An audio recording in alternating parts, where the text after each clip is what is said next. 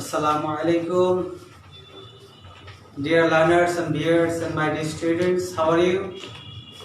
Today I've come here to take a class of class 10 subject English second paper. Today's topic is voice sense. Today I'm going to discuss about assertive sentence. Now, dear students, follow me. In assertive sentence, I'm going to write the structure of active voice. There are four active voice structures. Number one, subject plus verb plus object.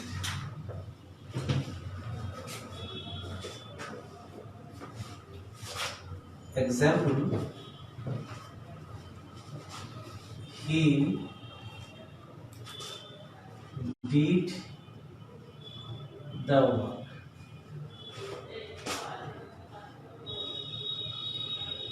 সে কাজটি করেছিল। Here his subject did verb, the work object. In passive voice,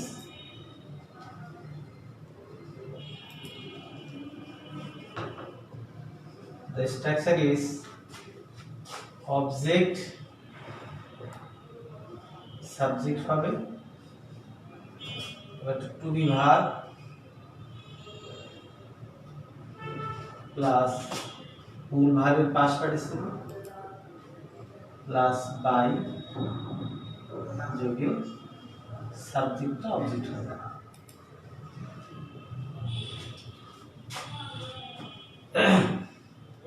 লক্ষ্য করো, এখানে the work হচ্ছে object, subject হলো the work, মূল ভার্বের tense অনুযায়ী একটা টু ভার্ব বসবে, ডিড হচ্ছে পাস্ট টেন্স, টু ভার্ব হচ্ছে ওয়াজ, পার্টিসিপল টেন্স ওয়াজ আসবে, ডিড এর past participle done by her object him. Dear students, এইভাবে একটা স্ট্রাকচার আছে, subject plus verb plus object. Passive voice করার সময় আমাদের সবসময় যে ভার্বটা থাকবে সাবজেক্টে পরে সেটা হচ্ছে ট্রানজিটিভ ভার্ব, ভিটি। ট্রানজিটিভ ভার্বের অবজেক্ট থাকবে, অবজেক্ট ছাড়া কোনো ভয়েস সেন্স হবে না। এটা হলো এক number structure, structure number 1। Structure number 1, active subject plus verb plus object. এখন স্ট্রাকচার 2, স্ট্রাকচার নাম্বার 2 আমরা আলোচনা করব। কখনো কখনো subject plus verb plus object plus object, double object থাকে। Subject plus verb plus object plus object, কিছু কিছু verb আছে যাদের ডাবল অবজেক্ট না দিলে বাক্যের অর্থ সম্পূর্ণ হয় না।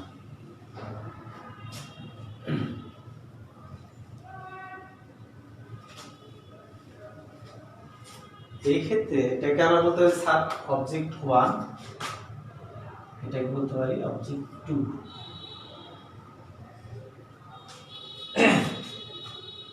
যেমন the sun gives us light, the sun gives us light। এখানে the sun হচ্ছে সাবজেক্ট, গিভসটা ভার্ব, আস হলো অবজেক্ট 1, লাইট হচ্ছে অবজেক্ট 2। এই ক্ষেত্রে দুইটাই স্ট্রাকচার হতে পারে, অবজেক্ট 1 কেও আমরা সাবজেক্ট করতে পারি, অবজেক্ট 2 কে আমরা সাবজেক্ট করতে পারি। অবজেক্ট 1 যদি আমাদের সাবজেক্ট হয়, অবজেক্ট 1, তাহলে অবজেক্ট 1 কে সাবজেক্ট করার পরে টু বি ভার্ব বলবে, মূল ভার্বের পাস্ট পার্টিসিপল হবে, এরপরে আমাদের অবজেক্ট 2, এই মূল ভার্বের পাস্ট পার্টিসিপল পরে অবজেক্ট 2 বসবে। অবজেক্ট 2 এটাকে রিটেইনড অবজেক্ট বলা হয়, এটা অবজেক্ট 2 প্লাস এরপরে বাই দিকে সাবজেক্টটা অবজেক্ট হবে। অথবা যদি আমরা অবজেক্ট 2 কে যদি সাবজেক্ট করি, একই কথা হলো অবজেক্ট 2 যদি সাবজেক্ট হয়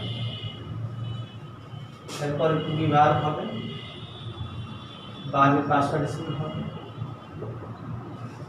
আর অবজেক্ট 1 এখানে থাকে, রিটেইন করবে অবজেক্ট 1, এরপরে বাই দিকে সাবজেক্টকে অবজেক্ট করতে হবে। ডিয়ার স্টুডেন্ট, এখানে the sun gives us light, এখানে আমাদের দুইটা হতে পারে।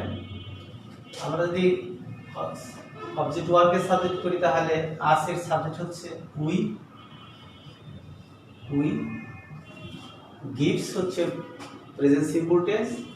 প্রেজেন্ট সিম্পল টেন্স আমি শিখিয়েছি যে আমাদের টু বি ভার্ব হবে এম ইজ আর, আর দুই এর পরে বসবে are, we are, given past participle হচ্ছে গিভেন। এবং এই যে এখানে অবজেক্ট 2 রয়ে গেল লাইট, লাইটটা এখানে পড়ে নি, light we are given light by the sun হলো সাবজেক্ট, এটা অবজেক্ট, ঠিক আছে, the sun। অথবা আমাদের লাইট কে সাবজেক্ট করি, তাহলে লাইট আগে আসলো, সাবজেক্ট হলো, the light যেহেতু থার্ড পারসন সিঙ্গুলার নাম্বার, এজন্য এখানে gives full verb present simple tense, এখানে আমাদের বসবে is, light is present simple tense যে subject third person singular number হয় তাহলে টু বি ভার্ব হিসেবে বসবে ইজ, লাইট ইজ গিভেন, এখন এখানে অবজেক্ট 1 হয়ে গেছে, অবজেক্ট 1 এখানে given as by the sun, by the sun. এদিকে খেয়াল করো ডিয়ার স্টুডেন্টস, আমরা দুটো অবজেক্টের যে কোনো একটা অবজেক্টকে আমরা সাবজেক্ট করতে পারছি। আস এর সাবজেক্ট হলো উই, গিভস হচ্ছে ভার্বের প্রেজেন্ট ফর্ম, এস ফর্ম, অর্থাৎ এইটা হচ্ছে present simple tense. Present simple টেন্সে টু বি ভার্ব বসবে এম ইজ আর, এম অথবা ইজ অথবা আর। উই হচ্ছে প্লুরাল নাম্বার, এজন্য আমাদের বসলো are, we are, given past participle given, আর একটা অবজেক্ট রয়ে গেল, সেই অবজেক্ট এখানে বসবে লাইট, বাই থেকে সাবজেক্টটা অবজেক্ট হয়ে গেল। পরের সেন্টেন্স দেখা যাচ্ছে যে অবজেক্ট 2 কে আমরা সাবজেক্ট করি, যে লাইটটা আমরা আগে নিয়ে আসলাম, লাইট প্রেজেন্ট টেন্স বিদায়, এটা এখানে বসবে is, light is given us, object 1 এখানে রিটেইন করবে বাই দ্য সান। এখন আমরা পড়াবো স্ট্রাকচার 3। স্ট্রাকচার অ্যাসার্টিভ সেন্টেন্সের আমাদের 4টে স্ট্রাকচার আছে, অ্যাক্টিভ থেকে প্যাসিভ করার 4টা নিয়ম আছে। স্ট্রাকচার 3 তে আমরা পড়ব অ্যাক্টিভ ভয়েসে subject plus verb plus object plus, তারপরে আসবে হলো অবজেক্টের পরে কি আসবে, অবজেক্ট প্লাস কমপ্লিমেন্ট, এখানে আমাদের আসবে হলো কমপ্লিমেন্ট আছে,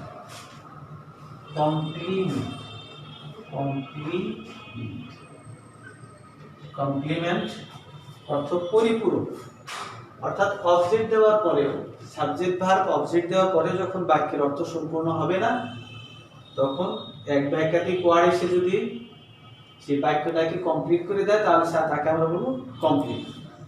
যেমন উই elected him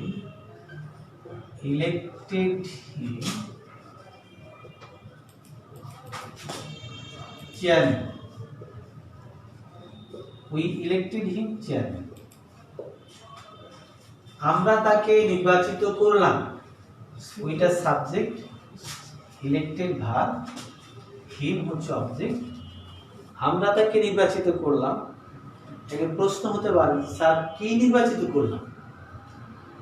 আমরা তাকে নির্বাচিত করলাম বলার পরে কিন্তু একটা অর্থ, একটা প্রশ্ন থেকে যাচ্ছে যে কি নির্বাচিত করলাম, তাহলে এই অর্থটাকে সম্পূর্ণ করার জন্য আসলো চেয়ারম্যান। তাহলে চেয়ারম্যান হচ্ছে কমপ্লিমেন্ট। এটা কি কমপ্লিমেন্ট? এটা অবজেক্টিভ কমপ্লিমেন্ট, অর্থাৎ এখানে হিম এবং চেয়ারম্যান একই ব্যক্তি, হিমও যে ব্যক্তি, চেয়ারম্যানটা সেই একই ব্যক্তি। এই ক্ষেত্রে আমাদের প্যাসিভ করার সময় অবজেক্টটা সাবজেক্ট হবে, কমপ্লিমেন্ট কখনো সাবজেক্ট হবে না।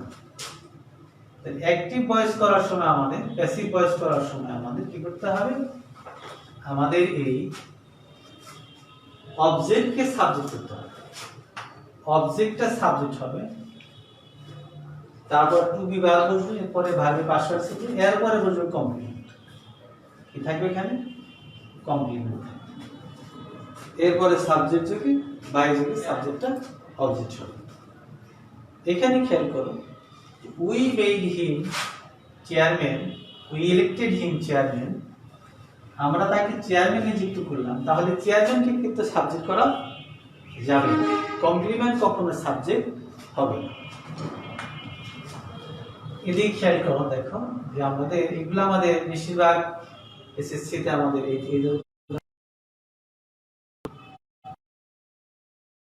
হিমকে সাবজেক্ট, চেয়ারম্যানকে সাবজেক্ট করা যাবে না, হিমকে সাবজেক্ট করলে হবে হি। হি ইলেক্টেড, এটা ভার্ব, এটা কোন টেন্সে আছে ভার্বটা, ইলেক্টেড আছে ভার্বের পাস্ট টেন্স, অর্থাৎ এটা past simple tense. Past simple tense আমি শিখিয়েছি যে টু বি ভার্ব বসবে, ওয়াজ অথবা হয়, সাবজেক্টকে অবজেক্টকে সাবজেক্ট করার পরে টু বি ভার্ব হিসেবে বসবে ওয়াজ অথবা হয়। তাহলে হি ওয়াজ elected, he was elected, এরপরে বসে আমাদের chairman, he was elected chairman by, এখানে ছিল উই, ফিগার আস। তাহলে আমরা জানতে পারলাম যে কিছু কিছু ভার্ব আছে যাদের কমপ্লিমেন্ট লাগে, ইলেক্টেড, কল্ড, সিলেক্টেড, মেড ইত্যাদি কিছু ভার্ব আছে যাদের অবজেক্ট দেওয়ার পরে, ব্যক্তিবাচক অবজেক্ট দেওয়ার পরেও কিছু ওয়ার্ড লাগে, যে ওয়ার্ডের সাহায্যে নিয়ে বাক্যের অর্থ সম্পূর্ণ হয়, সেই ওয়ার্ডকে বলা হয় কমপ্লিমেন্ট। এই ধরনের সেন্টেন্স যদি আমাদের থাকে তাহলে আমাদের অবজেক্টকে সাবজেক্ট করতে হবে, কমপ্লিমেন্ট কখনো সাবজেক্ট হবে না। যেমন আরেকটা উদাহরণ আমরা দিতে পারি,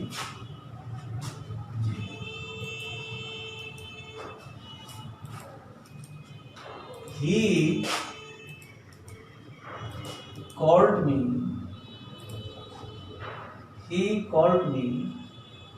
a fool, he called me, সে আমাকে বলল, কি বলল, a fool, এটা বোকা বলল, সে আমাকে বোকা বলল। তাহলে মি হচ্ছে অবজেক্ট, a fool হলো কমপ্লিমেন্ট, কল্ড হচ্ছে ভার্ব, হি হচ্ছে সাবজেক্ট। এই ধরনের যদি আমরা বাক্যকে যদি আমরা প্যাসিভ করতে চাই তাহলে কিন্তু এই ফুলকে কিন্তু সাবজেক্ট করা যাবে না, এই ফুলকে সাবজেক্ট করা যাবে না, মিকে সাবজেক্ট করতে হবে। মি হলো অবজেক্ট, এটাকে আমাদের সাবজেক্ট করতে হবে যে আই। কল্ড যেহেতু past tense, past simple tense, তাহলে হবে আই ওয়াজ কল্ড, আমাকে ডাকা হলো, এ ফুল, অর্থাৎ আমাকে যে বোকা বলা হবে, বাই হির অবজেক্ট হচ্ছে হি। ডিয়ার স্টুডেন্টস, এরপরে আরেকটি স্ট্রাকচার আমরা দেব, যেটা সর্বশেষ স্ট্রাকচার। চারটে অ্যাসার্টিভ সেন্টেন্সে আমাদের চার ধরনের সেন্টেন্স, প্যাসিভ, অ্যাক্টিভ, প্যাসিভ ফর্মে চার ধরনের সেন্টেন্স আছে। স্ট্রাকচার নাম্বার 4, যেখানে থাকবে subject plus verb plus object plus এখানে থাকবে অ্যাডভার্ব। কি থাকবে, অ্যাডভার্ব, সাবজেক্টের পরে ভার্ব থাকবে, তারপর অবজেক্ট থাকবে, এরপরে থাকবে adverb.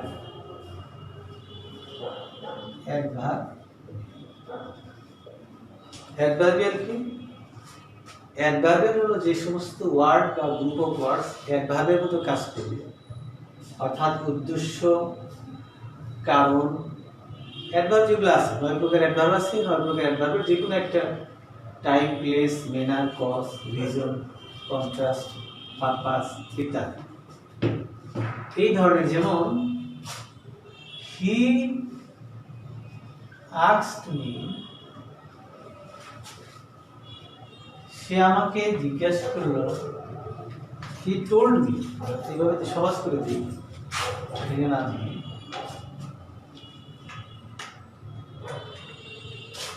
He told me to read a newspaper daily. He told me to read a newspaper daily. সে আমাকে প্রতিদিন একটি সংবাদপত্র পড়ার জন্য বলল। এই যে এখানে সে বলল হি টোল্ড মি, হিটা হলো সাবজেক্ট, টোল্ড হচ্ছে ভার্ব, মি হলো অবজেক্ট। এখন আমাকে কি বললো? To read a newspaper daily. এই to read a newspaper daily টোটালটা হচ্ছে, পুরাটাই হচ্ছে অ্যাডভার্ব। বুঝতে পারছো? এটা একটা উদ্দেশ্য যে আমাকে কি বললো? To read a newspaper daily. এই টোটালটা হচ্ছে অ্যাডভার্ব। এই ধরনের ভয়েস এসে কিন্তু আমাদের এসএসসি এবং এসএসসি ডিগ্রি লেভেলে বেশি থাকে। আমাদের এইগুলো আমাকে বুঝতে হবে। তাহলে আমাদের কি করতে হবে? অবজেক্টকে সাবজেক্ট করতে, এটা কিন্তু কমন। ভয়েস এসের অবজেক্টকে সাবজেক্ট করা কিন্তু কমন। এবার টু বি ভার্ব থাকবে, তারপর মূল ভার্বে পাস্ট পারসন হবে, এরপরে আমাদের অ্যাডভার্বিয়াল বসবে, অথবা বাই সাবজেক্ট আগে দিতে পারি, অ্যাডভার্বিয়াল আমরা পরে দিতে পারি। এখানে আমরা অ্যাডভার্বিয়াল আগেও দেওয়া যেতে পারে, অ্যাডভার্বিয়ালটা আমরা পরে দিতে পারি, বাই সাবজেক্টে পরে দিতে পারি। তাহলে এই বাক্যে যদি আমরা প্যাসিভ করি তাহলে কি হবে? যে মি যেহেতু সাবজেক্ট, তাহলে তার অবজেক্টটা সাবজেক্ট হলো I, told past tense was, I was told, আমাকে বলা হয়েছিল, টু রিড আ নিউজপেপার